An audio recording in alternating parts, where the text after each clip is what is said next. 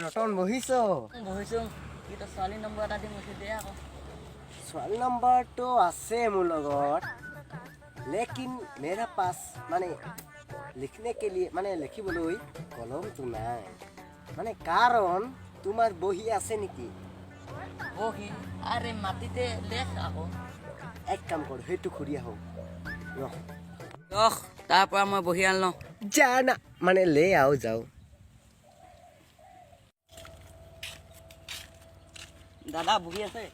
বহিয়েতে আছো বহি আছে না বোলো বহিয়েতে আছো কি ফটোমি কথাবোৰ কৈ থাকা দেই বহি আছে না বহি আছে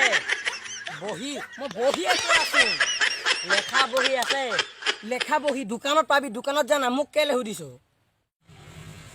আপোনাৰ ওচৰত আছে বুলিয়ে ভাবিছিলোঁ এনেকুৱা পাগলালি